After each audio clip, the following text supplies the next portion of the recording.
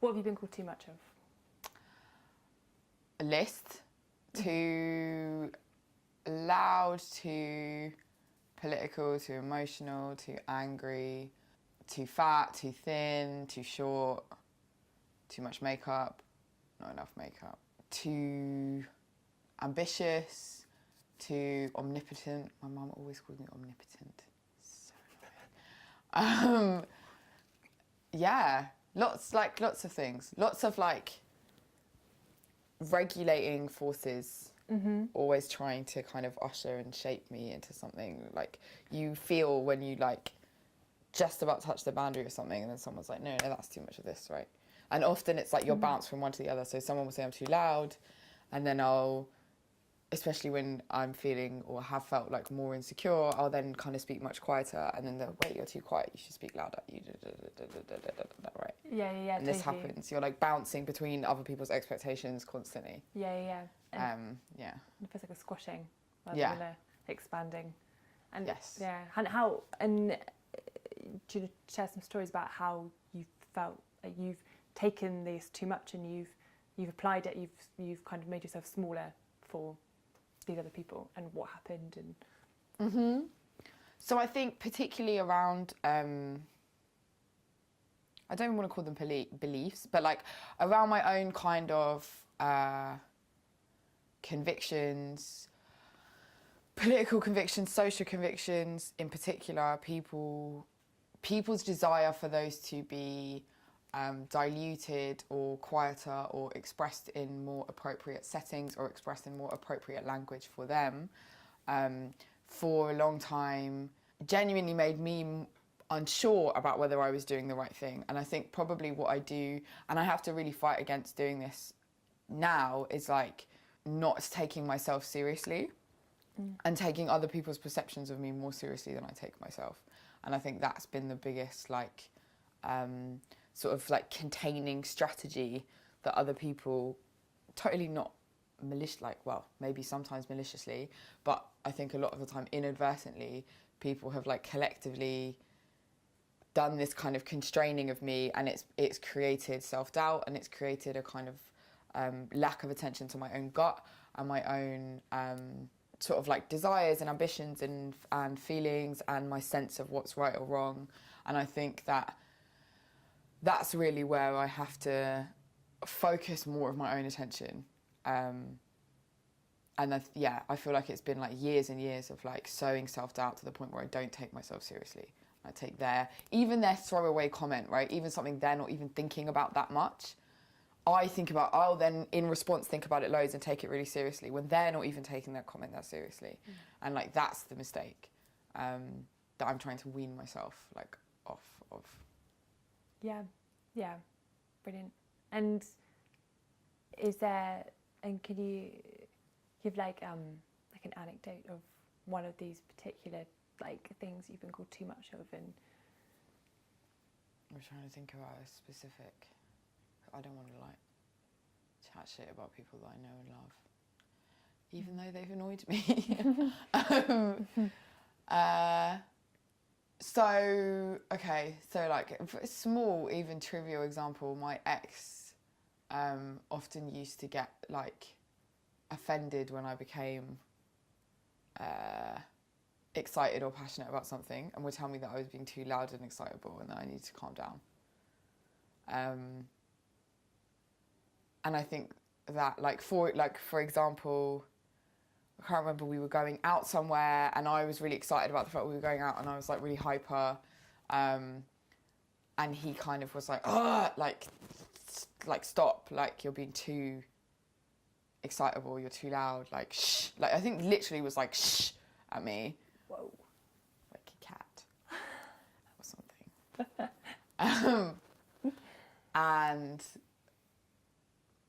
the way that I think about it, I think that was the same mistake, right? Like I took it seriously. I was like, oh, and I felt ashamed. I immediately felt this like flush of like shame and embarrassment because he did it in front of other people as well. Fucking rude. oh my god. So, and that made me feel like immediately like all my muscles tensed, felt this like flush of shame and was like, okay. And then thought about that like in the way that I behaved in our relationship for quite a long time afterwards. I would be very careful to not express excitement in the same way, at the same volume. And now that I think back to that, I think that was bullshit. 'Cause when he was excited, he went absolutely nuts. And it was charming, or it was supposed to be charming. But mine wasn't, right? I think that's what it's almost like. It's like you're walking around. It's like you're in a room with loads of those like lasers going everywhere and you don't know where they are, but you know when you bump into them. Yeah. And it was like that. It's like I thought I was a person living my life and being excited about something great that was about to happen. And then I bumped into a laser that was like, no, you're a woman. Shh.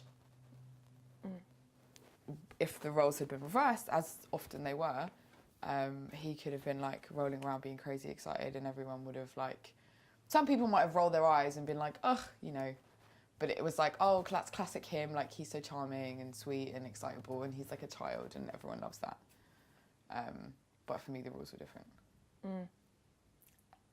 Yeah. And now do you do things differently, like now, or are you still working on it, or is this, or like what, I mean... I think always working on it, like constantly and that's life. Like yeah, I don't resent that in particular. Like life is a process of like learning things and unlearning things, both in the way that I'm treated and the way that I treat other people, and my kind of participation in things. I think I have developed in kind of like around my mid-20s, have developed a much more robust sense of like where there's some kind of an injustice, and even in a playful way, like I think with my partner now I'm able to be much more like confrontational and defend myself even in a kind of jokey situation, but that has produced a much like stronger thought around my mind so that I don't get those like big moments of shame and embarrassment and then all the like self-analysis that goes with it and all of this kind of stuff. So I think I definitely have changed, but I'm always in a process of like trying to like work better and understand more. And it's good to have a partner that is supportive of that. But even now, like still in my relationship now, sometimes my boyfriend will say like ridiculous things. And I'm like, I think that's bullshit, and I'll react to it with bullshit, but then I'll have a little reservation in my mind, and then I'll speak to a female friend about it, and she'll be like, that's ridiculous. He never should have done or said that. Like, that was absolutely absurd. Don't put up with that. And then but like, I feel like I still need that kind of reality check with other people, because I feel like a lot of this stuff is kind of like privatized personal shame and self-doubt, and actually when you check in, particularly with other women, there's a bolstering effect because you recognise that actually she knows that it's total bullshit, and like we share these kind of experiences, and I still need to do that. I don't have a radar that's like so strong within myself that I know like exactly when there's stuff that I shouldn't be putting up with. Yeah, it's hard. Neither do I. I'm even further behind than that. So yeah. But what about, so if we take like some of these like too much or like things that you've been called, if you take each one, can you give me like how you think that thing or that emotion or that thing is powerful? You know, you've been told what it is in its negative form, and it's threatening in some way. Like, why is that thing threatening, and what is that power for each of those different things that, like, yeah, let's go through as many or as little as you want of them. Too loud is like, I think that's just like a policing of somebody's expression. And if I'm loud, like, if people are loud, it's because they are like expressing their emotions and feelings. And actually, like, I wish that there was more of that. Like we were saying earlier, right? Like London has quite a kind of like sterile and reserved, or like British people in general can be quite sterile and reserved. And actually, like, fuck that. Like, that should be smashed. People should be more exuberant and interact more and less repressed. And I hope to be all of those things as I move on further in life. So I would like harness the power of that one. Too political. I mean, that's like a double whammy. I think people don't like women with strong opinions. People don't like women that talk too much, and people don't like political stuff in general, right? There's like a kind of cultural squeamishness about being direct about the reality of like how our society is structured, and like the constant violence that it rests on for us to live them the way that we do. And I think that like that's extremely powerful, because it's a recognition of actually like what A, the reality of what's going on in our world, and B, it's the first step in moving to totally transform it. And like I would much rather be a part of that tradition than be part of a kind of collective tradition of not looking and denying and wishing that like it was inappropriate chatter for the dinner table or whatever, right? Fuck the dinner table. If the dinner table is like rests on horrific things happening and nobody talking about them, then like fuck the dinner table. I'd like go out onto the street and I'd rather be there. Your t-shirt, fuck the dinner table. I love it. Yeah. Yeah. And any of the others? What were the other ones? I suppose the little ones, like your dress is too short, you're wearing heels, too much makeup, it's not enough makeup, like, fuck off. That's just noise. Like, the thing is, I guess there's a certain power in that in terms of, like, reclaiming your own body and, like, doing what you want with your own body, almost as, like a theatrical, like, fuck you to people policing that. But it's just like white noise, like, and I just want to ignore the white noise in my own head, as well as like the actual things that people say. And you're being creative and you're doing things, wearing what you want for, and like I'm not even like a fashion, I'm not that up on.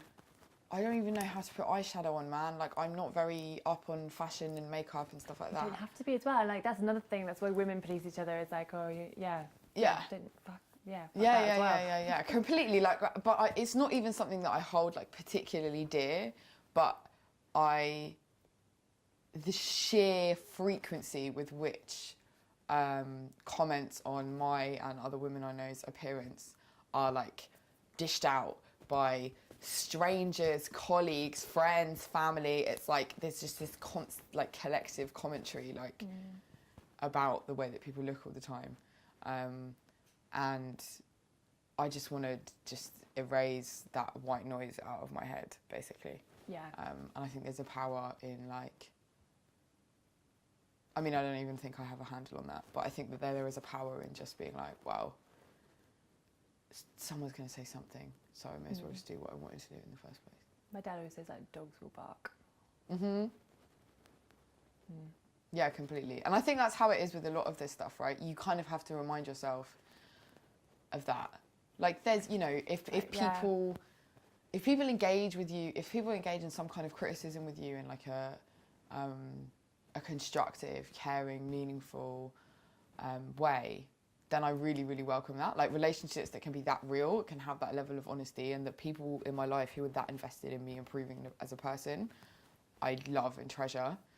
But the rest of it, it's like, someone's going to have some shit to say. And it's almost like, with your powers or like your personality, you almost have to have it attacked and taken away from you before kind of realise, well, maybe you don't have to, but like, I feel like, the things that I love most about myself are things that I've been told were too much, and now I'm realising, no, they're things that I love about myself. They are the things that I'm actually proud of, and like, and that's almost so much. The anger thing in particular, I feel like the anger is like, everyone else is so scared of it and finds it and like vocally let you know that they find it so distasteful that you then become afraid of it yourself. And then now I'm like, I like being angry sometimes just for fun, like in a kind of throwaway way, like, right? Like I like even just like watching TV and like making like sarcastic, like bitter comments about what's going on, because it's developed that thing which was like so frightening to others and to myself into this quite kind of like homely companion. Yeah. Totally. Yeah, that's not. That maybe has the potential to like swallow up the whole world, but like that it's not actually going to. Like it's. No, but then the quicker you let it out, the quicker it's gone as well. Like it's an emotion. We have it, like, you know. And I mean, I haven't managed to like be expressively angry myself, but I know women that have done. It's like it's so liberating, such a relief. Oh, just it's so good. to be angry. Yeah. Such a relief. It's addictive. Like it's really, really good. But it's quite like, yeah, it's really, really weird to discover that. Like that fight that I had with my ex, where he was like, oh, I can't deal with this. Like, please switch this off for 24 hours. To be fair to him, I was like pushing that argument because I was being so explicitly angry, and I immediately had that feeling of like, oh my God, I'm literally like, and I wasn't crying because that's what had happened to me all the time before, right? I become so angry that I cry. And this was the first time where I was like, I did not shed a tear. I was being like really detailed, quite pedantic, and giving like very, very strong arguments, but in a totally furious tone of voice. And there was no, oh, I'm so upset that I'm going to cry, it's all going to spill over kind of thing at all. It was just like, I am fucking angry, this is why, and you're going to have to deal with it. And that was like so delicious. Oh my God. It was so nice. Yeah, absolutely. Absolutely. Yeah. I can't wait. Trust me, when it comes. And then you can like whip it out whenever you want. Yeah. And you can do it to other, you know, like in defense of other people and stuff like that. Like that's the other thing, right? It's like, it's not just about protecting you and your boundaries. Like you can use that anger for all kinds of things. Yeah, see, I can do that. I can be angry for other people Oh, till the cows come home. That's fine. For myself, I'm Can't just like, I get sad. I cry. Like I just cry. I'm going into shock. Like that's what happens. It's pathetic. Yeah. Do you like, I remember my friend said to me like, he believes in all of this like inner child and stuff. And he was like, look, like, because I was in a similar thing, and he was like, look, if you can be angry for other people but not yourself, think about like the little girl version of you and be angry on her behalf, right? If it feels too much, advocate for her, because she can't speak for herself anymore. Yeah. And you have to be like her protector, security guard. I like that. That's good. Yeah. Yeah. Get mad, not sad. Yeah. I remember like being like, don't cry, like with like shit, and then yeah. It's hard though, because if you cry, like, but it's also like, you know, I don't think crying. It's not a bad thing either. No. It's like just the equal measure. But I think I'm so sad. It's definitely covering up a lot of anger, and like vice versa. When people are super, super angry all the time, there's a lot of sadness behind that. Totally. And I don't know whether it is wrong or right. Like what the fuck is wrong or right? But you know, I guess there's sort of maybe a balance is more. Feels better. Yeah, and you have to have compassion for both of them, right? Like I think that's also like something we really lack in our culture in general is like compassion for anger.